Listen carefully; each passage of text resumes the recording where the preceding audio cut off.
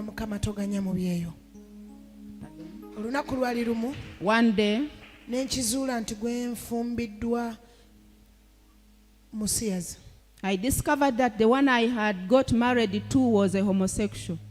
Bigambo tebyali byangu. Obujulizi buno bwa nnaku ate nga bulimu ekyokuyiga. Deborah ffenna tumumanyi muyimbi era nga muyimbi wa gospel.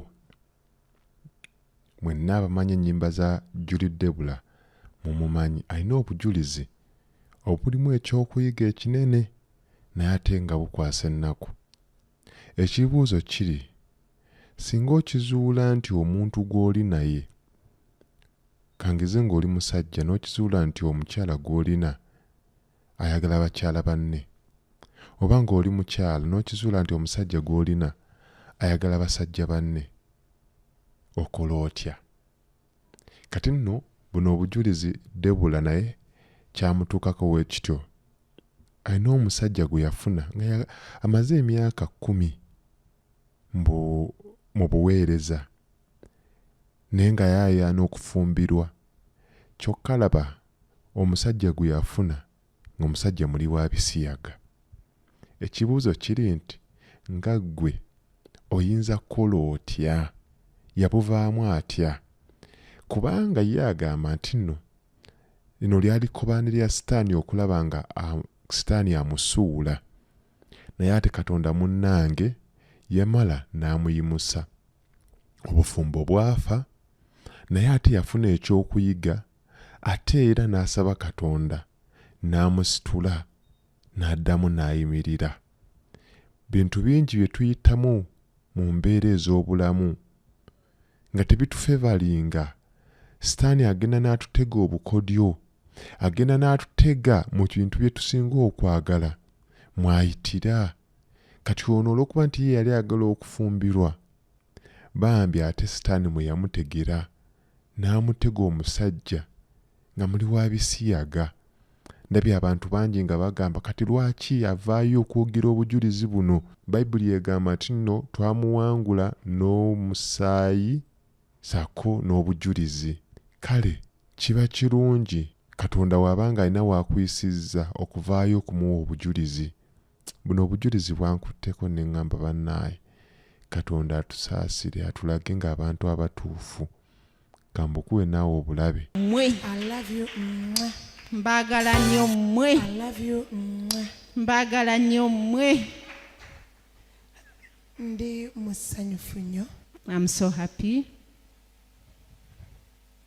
okudda mu kifo kino. To come back again in this place. Neebaza Katonda. I appreciate God. Omusumba Lwele ye yasooka okunyaniriza mu kifo kino. Pastor Rele was the first one to receive me in this place. Saba Mukama akuwa omukisa. May God bless you, Pastor Rele. Neebaza Katonda. I appreciate God.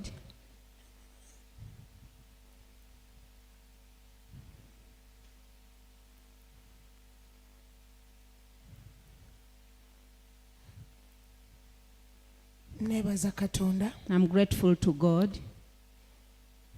Olw'omuntu emmeeme yange gwe yali eyayaanira. For the one whom my heart yearned for. Naye nga simumanyi era simulabangako. But I didn't know him. I didn't know that person, and I had never seen him or her. Nga njayaana olunaku lwe baali mpitako wano. I was yearning for the day I was to be invited here. Unfortunately, omulundi ogwasooka teyaliiwo. Naye omulundi ogwasooka he was not here. But today he is in the house. Naye olwaleero wali mu nnyumba. Mugenda kunsonyiwa. You will forgive me. Protocol ngenda kumuliwa. Sigenda goberera mitendera. Ogenda situka ku bigere ebyo. You will just rise up on your feet. Ogenda kukuba engalo. You are going to clap your hands. Twebaza Katonda. As we appreciate God. Olw'omusumba Bbaawe Musoke n'omukyala. For Pastor Bbaawe Musoke and Mami Ruth Musoke.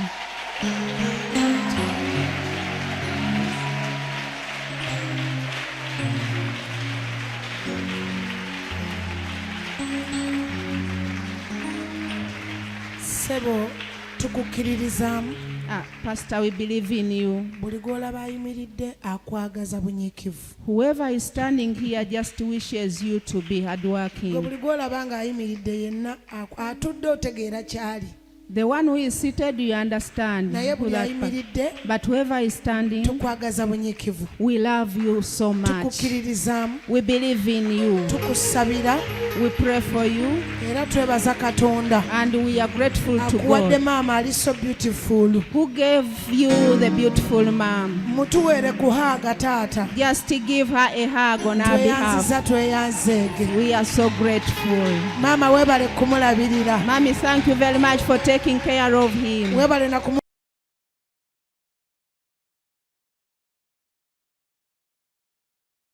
Just take your seat. Amannya nze Julie Deborah Kisaakye. She's Julie Bbaawe Ndi Nti. mukyala mufumbo. She's married Nina abaana bangi.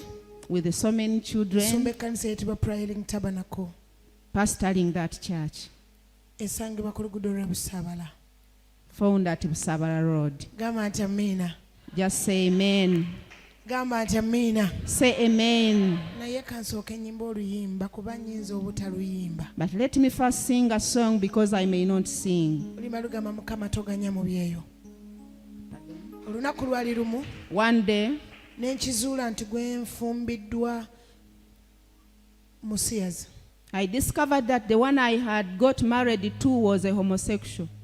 Bigambo tebyali byangu. Things were not okay. Nga ndaba sitaani ampita kugwa. I just saw the devil calling me to backslide Kubanga neekuumira emyaka 10 mu kanisa. because I was so patient in church for 10 years, Nga nninda Yesu. waiting upon the Lord. Naye olw'okubanga nali nnina ebbugumu ly'okufumbirwa. But because I wanted to get married, Mukama bwe yandabula saawulira. when God warned me, I didn't listen. Kati nalina okumiitinga consequences So I just had to meet the consequences ez'obutawulira ddoboozi lya Mukama. because of not listening to the voice of the Lord. Naye nali nva mu kiyigo. But as I was coming from the Nga ndaba obulamu washroom, bwange bugenda kuggwawo. my life was just getting Nga finished. ndaba buli kimu kigenda kufa. Everything was passing Nga away. ndaba ngenda kufiirwa n'obufumbo. I was even going to lose the marriage, Kituufu nabufiirwa. and I lost the Naye marriage. nakiraba nga tekinnabaawo. But I saw it before it happened. Ate mu mulanga ne nkaaba. I cried loudly. Ne nsamba ekisenge. I knocked the Bwe wall. nasamba bwe nti ekisenge. When I knocked the wall, Ne ŋŋamba Mukama tooganya mu byoyo.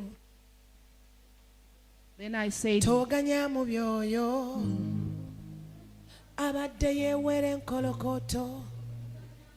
Okusiranya ebyange byonna. Ono abadde yeewera Mukama. Tize nnina okukwegana. Laba yakumma n'ekyoto. Alamiriza n'amannya. Kusaba toga